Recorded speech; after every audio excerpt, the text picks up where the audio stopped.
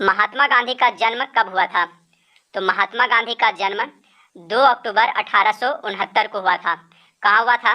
गुजरात के पोरबंदर नामक स्थान पर हुआ था। अगला प्रश्न है, मोहनदास करमचंद गांधी की माता कौन थे? देखिए, गांधी जी का पूरा नाम क्या था? मोहनदास करमचंद गांधी था। इनके पिता का नाम करमचंद गांधी था और इनकी माता का नाम क्या था? तो महात्मा गांधी की माता का नाम पुतलीबाई था। अगला प्रश्न है, महात्मा गांधी के राजनीतिक गुरु कौन थे? तो महात्मा गांधी के राजनीतिक गुरु गोपाल कृष्ण गोखले थे। अगला प्रश्न है, महात्मा गांधी ने पहली बार सत्याग्रह का प्रयोग कहाँ किया? तो महात्मा गांधी ने पहली बार सत्याग्रह का प्रयोग कहाँ किया था? दक्षिण अफ्रीका में किया था। अगला प्रश्न है, भारत में गांधी जी ने पहला सत्याग्रह का प्रयोग कहाँ किया? देखिए, अगर सिर्फ पूछा जाए गांधी जी ने पहला सत्याग्रह का प्रयोग कहाँ किया, तो इसका आंसर होगा दक्षिण अफ्रीका में। लेकिन अगर पूछा जाए भारत में गांधी जी ने पहला सत्याग्रह का प्रयोग कहाँ किया, या इस तरह पूछा जाए कि दक्षिण अफ्रीका से लौटने पर गांधी जी ने प्रथम सत्याग्रह कहाँ चलाया, तो कहाँ चलाया था? चंपारण में चलाया था। ठीक है, भारत में गांधी जी ने पहला सत्याग्रह कहाँ चलाया? चंपारण में चलाया। और यह कब चलाया था? 1917 में चलाया था, चंपारण आंदोलन के समय। अगला प्रश्न है, महात्मा गांधी दक्षिण अफ्रीका से भारत कब लौटे थे? तो महात्मा गांधी दक्षिण अफ्रीका से भारत वापस कब लौटे थे? 1915 में लौटे थे। और कब गए थे दक्षिण अफ्रीका?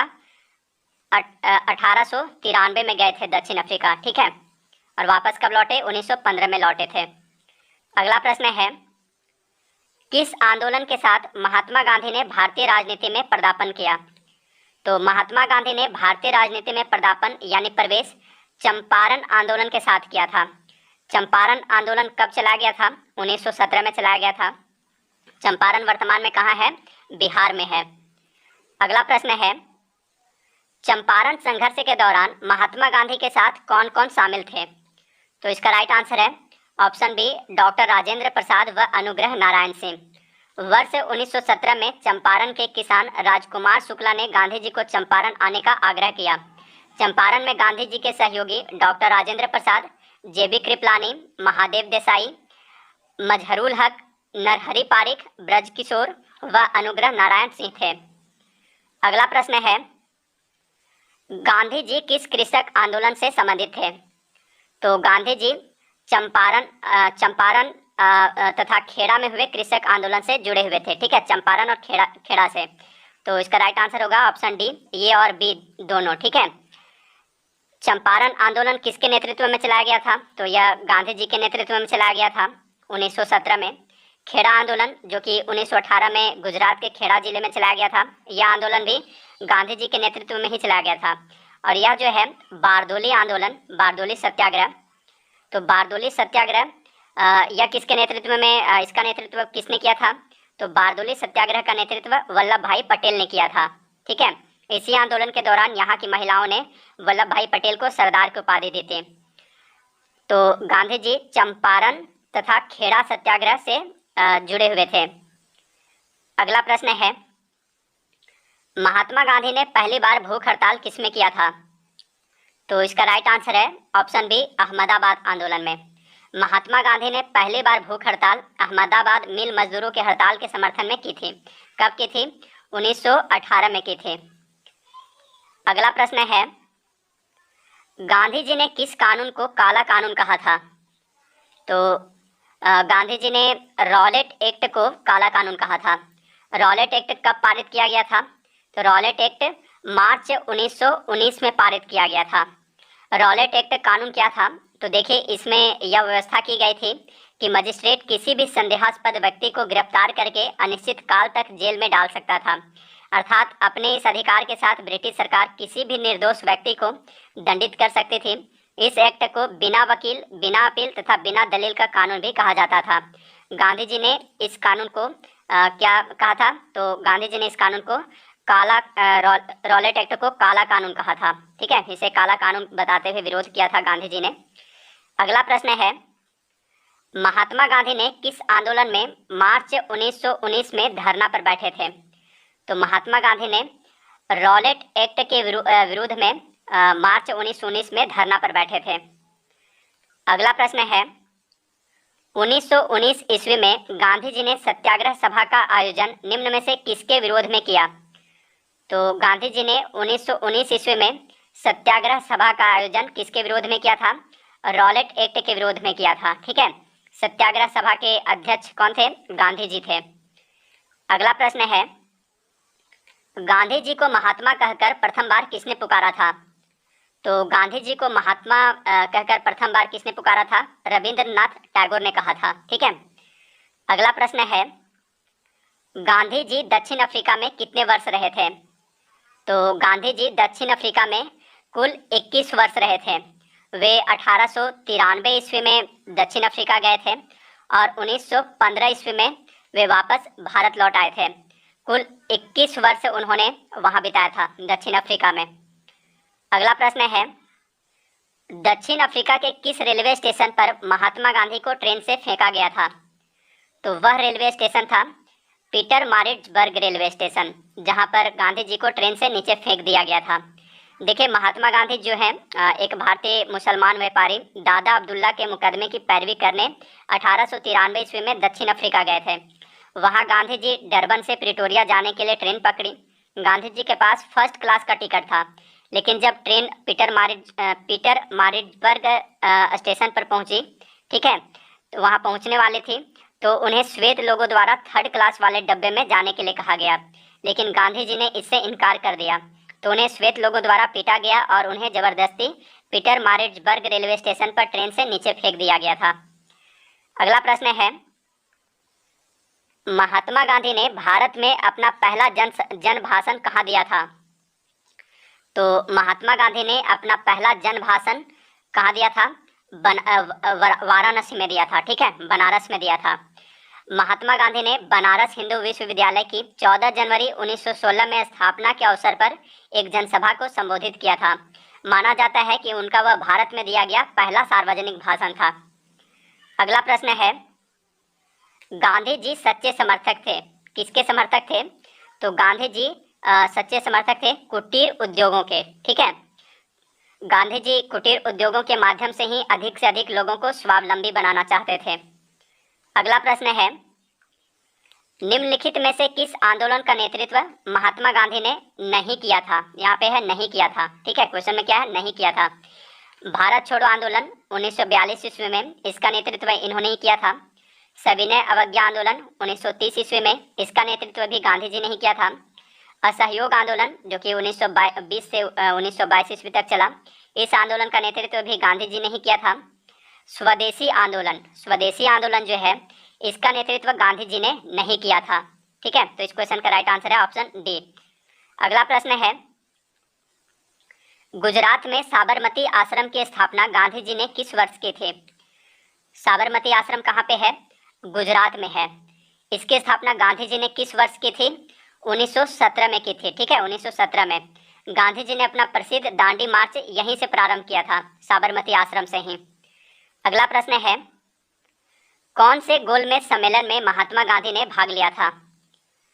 लंदन में 3 गोलमेज सम्मेलन हुए थे। पहला गोलमेज सम्मेलन कब हुआ था? 1930 में हुआ था। दूसरा गोलमेज सम्मेलन 1931 में हुआ था और तीसरा गोलमेज सम्मेलन हुआ था 1932 ईस्वी में। गांधी जी ने सिर्फ दूसरा गोलमेज सम्मेलन में भाग लिया था। ठीक है, द्वितीय गोलमेज सम्मेलन में 1931 में उन्होंने भाग लिया था। अगला प्रश्न है गांधी जी किसकी रचनाओं से प्रभावित थे? तो गांधी जी जो है वे लियो टॉल्स्टॉय की रचनाओं से काफी प्रभावित थे। अगला प्रश्न है सत्याग्रह शब्द का निर्माण किसने किया था? तो सत्याग्रह शब्द का निर्माण महात्मा गांधी ने किया था। इन्होंने सत्याग्रह का सर्वप्रथम प्रयोग कहाँ किया था? दक्षिण अफ्रीका में किया था। और भारत में कहाँ पे किया था? चंपारण में किया था। अगला प्रश्न है गांधी जी से दक्षिण अफ्रीका में मिलने के लिए निम्नलिखित में से कौन गए थे? तो गांधी जी से दक्षिण अफ्रीका में मिलने के लिए गोपाल कृष्ण गोखले गए थे। गोपाल कृष्ण गोखले जो थे वे गांधी जी के गुरु थे। ठीक है, राजनीतिक गुरु थे गांधी जी के, गोपाल कृष्ण गोखले। अगला प्रश्न है महात्मा गांधी कांग्रेस के अध्यक्ष किस अधिवेशन में चुने गए थे?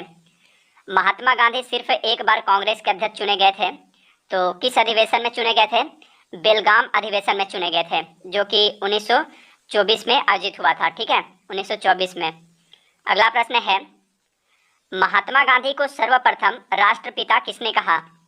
तो महात्मा गांधी को सर्वप्रथम राष्ट्रपिता नेताजी सुभाष चंद्र बोस ने कहा था। अगला प्रश्न है, गांधी जी खादी को किसका प्रतीक मानते थे? तो गांधी जी खादी को आर्थिक स्वतंत्रता का प्रतीक मानते थे। अगला प्रश्न है, गांधी जी ने किस आंदोलन का समर्थन किया? तो इसका राइट आंसर है ऑप्शन ए, अस्पृश्यता का, छुआछूत का। ठीक है, महात्मा गांधी ने हरिजनों के उद्धार के लिए अपना सारा जीवन लगा दिया। वे अस्पृश्यता को मानवता के लिए अपराध मानते थे। 1932 ईस्वी में उन्होंने अछूतों को हरिजन नाम दिया तथा हरिजन सेवक संघ की स्थापना की। अगला प्रश्न है, अंग्रेजों के खिलाफ गांधी जी का प्रसिद्ध भारत छोड़ो आंदोलन कब प्रारंभ हुआ था?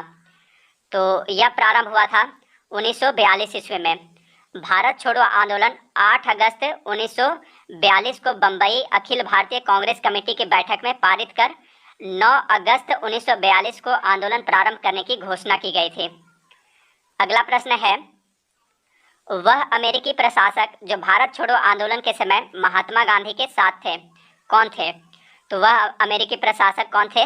लुईस फिशर थे, जो भारत छोड़ो आंदोलन के समय महात्मा गांधी के साथ थे।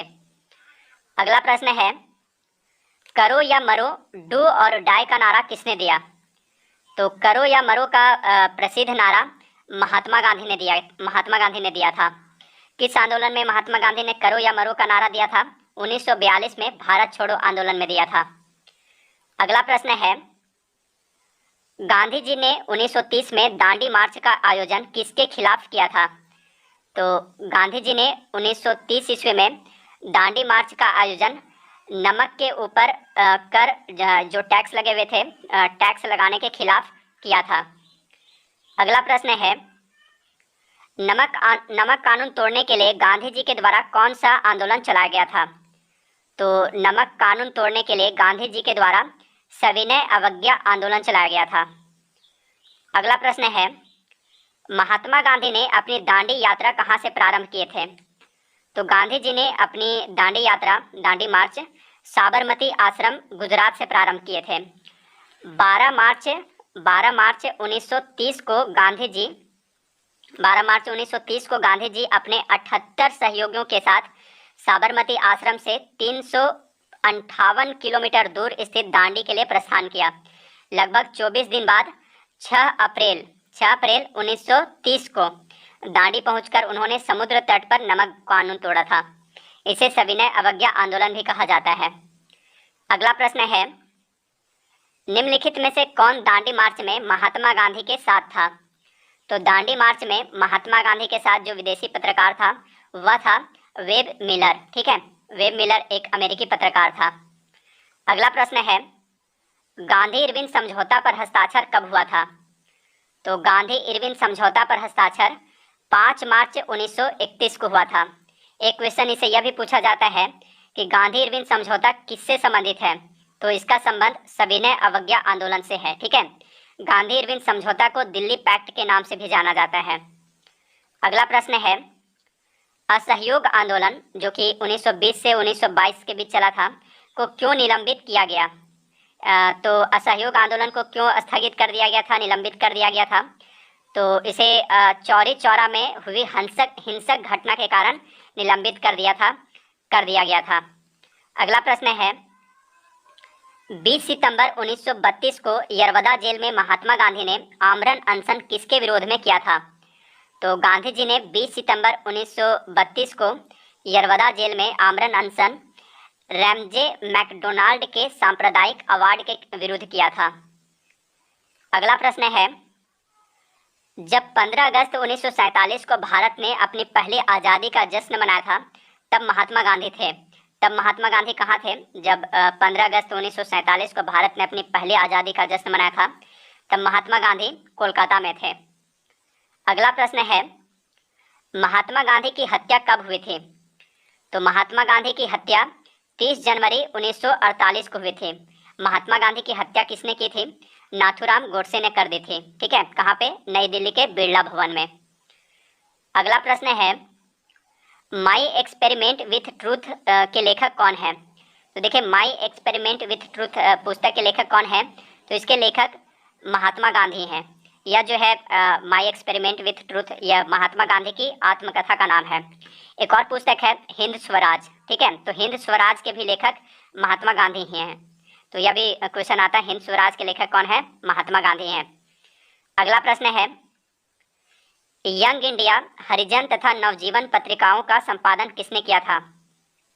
तो यंग इंडिया, हरिजन तथा नवजीवन पत्रिकाओं का संपादन महात्मा गांधी ने किया था। अगला प्रश्न है, महात्मा गांधी ने हिंद स्वराज पुस्तक की रचना की थी जब वे जहाज से इंग्लैंड से दक्षिण अफ्रीका की यात्रा कर रहे थे। उसी बीच है सो उन्होंने हिंद स्वराज पुस्तक की रचना की थी। अगला प्रश्न है, दक्षिण अफ्रीका में महात्मा गांधी द्वारा प्रकाशित पत्रिका का नाम क्या था? तो दक्षिण अफ्रीका में महात्मा गांधी द्वारा प्रकाशित पत्रिका का नाम इंडियन ओपिनियन था। ठीक है। अगला प्रश्न है, वर्ष 1932 में अखिल भारतीय हरिजन संघ के संस्थापक कौन थे? तो अखिल भारतीय हरिजन संघ हरिजन संघ जिसकी स्थापना 1932 ईस्वी में की गई थी, इसके संस्थापक कौन थे? महात्मा गांधी थे। अगला प्रश्न है, किसने सुझाव दिया था कि स्वतंत्रता प्राप्ति के बाद भारतीय राष्ट्रीय कांग्रेस को समाप्त कर दिया जाए? तो स्वतंत्रता प्राप्ति के बाद भारतीय राष्ट्रीय कांग्रेस को समाप्त करने का सुझाव महात्मा गांधी ने दिया था। अगला प्रश्न है, गांधी जी की मृत्यु पर किसने कहा हमारे जीवन से प्रकाश चला गया? तो वह कहा था पंडित जवाहरलाल नेहरू ने। गांधी जी की मृत्यु पर पंडित जवाहरलाल नेहरू ने कहा हमारे जीवन से प्रकाश चला गया। अगला प्रश्न है, गांधी जी के पसंदीदा भजन वैष्णव जन तो तेने कहिए के लेखक कौन है? तो लोकप्रिय भजन वैष्णव जन तो तेने कहिए, जो गांधी जी का काफ़ी पसंदीदा भजन था, इसकी रचना गुजरात के संत कवि नरसिंह मेहता ने की थी। ठीक है, वैष्णव जन तेने कहिए के रचयिता कौन है? तो इसकी रचना किसने की थी? नरसिंह मेहता ने की थी।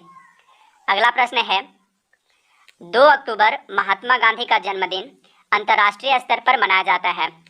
तो महात्मा गांधी का जन्मदिन जो कि 2 अक्टूबर को होता है, तो इस दिन अंतर्राष्ट्रीय स्तर पर किस रूप में मनाया जाता है इनके जन्मदिन पर? तो 2 अक्टूबर को अंतर्राष्ट्रीय अहिंसा दिवस के रूप में मनाया जाता है। ठीक है, इसे भारत में गांधी जयंती के रूप में मनाया जाता है। अगला प्रश्न है, फिनिक्स फार्म की स्थापना किसने की? तो फिनिक्स फार्म की स्थापना किसने की थी? गांधी जी ने की थी, महात्मा गांधी ने की थी। यह कहाँ पे है? दक्षिण अफ्रीका में है। इसकी स्थापना कब की थी इन्होंने? 1904 ईस्वी में की थी। फिनिक्स फार्म की स्थापना महात्मा गांधी ने दक्षिण अफ्रीका में 1904 ईस्वी में की थी। अगला प्रश्न है, निम्न में से किसे ब्रिटिश सरकार द्वारा केसर हिंद की उपाधि से सम्मानित किया गया था? तो ब्रिटिश सरकार द्वारा केसर हिंद की उपाधि महात्मा गांधी को दी गई थी। जालियांवाला बाग हत्याकांड के बाद इन्होंने यह उपाधि वापस कर दी थी। अगला प्रश्न है, महात्मा गांधी को सविनय अवज्ञा आंदोलन की प्रेरणा किससे प्राप्त हुई? तो महात्मा गांधी को सविनय अवज्ञा आंदोलन की प्रेरणा हेनरी डेविड थोरो से प्राप्त हुई थी। अगला प्रश्न है, दांडी मार्च के दौरान प्रसिद्ध गान रघुपति राघव राजाराम के संगीतकार कौन हैं? तो दांडी मार्च 1930 के दौरान प्रसिद्ध भजन रघुपति राघव राजाराम गांधी जी को बहुत अच्छा लगा था। यह एक प्रसिद्ध भारतीय भजन है तथा राष्ट्रपिता महात्मा गांधी का सबसे पसंदीदा भजन था। इसके गीत के शब्द श्री रामायणम से लिए गए हैं, जो लक्ष्मणाचार्य ने लिखी थी। इस गीत को संगीतबद्ध किसने किया था? तो इस गीत को संगीतबद्ध विष्णु दिगंबर पलुस्कर ने किया था। ठीक है, इसके संगीतकार कौन है? विष्णु दिगंबर पलुस्कर हैं। अगला प्रश्न है, महात्मा गांधी को अर्धनग्न फकीर किसने कहा? तो महात्मा गांधी को अर्धनग्न फकीर विंस्टन चर्चिल ने कहा था। अगला प्रश्न है और इस वीडियो का लास्ट क्वेश्चन, फिल्म गांधी में महात्मा गांधी की भूमिका किसने निभाई है? 1982 ईस्वी में महात्मा गांधी की जीवनी पर बनी फिल्म गांधी में महात्मा गांधी की भूमिका किसने निभाई थी? तो वह निभाई थी बेन किंग्सले ने। ठीक है, गांधी फिल्म के डायरेक्टर कौन है? यह भी क्वेश्चन एग्जाम में आता है। तो गांधी फिल्म के डायरेक्टर रिचर्ड एटनबरो हैं। ठीक है। अब अंत में आपके लिए क्वेश्चन है, बनारस हिंदू विश्वविद्यालय की स्थापना किसने और कब की थी? तो इसका सही जवाब आप मुझे कमेंट बॉक्स में दीजिएगा। तो इस वीडियो में इतना ही। अगर यह वीडियो आपको अच्छा लगा हो तो इसे लाइक तथा शेयर जरूर कर दीजिएगा। मिलते हैं नेक्स्ट वीडियो में। थैंक्स।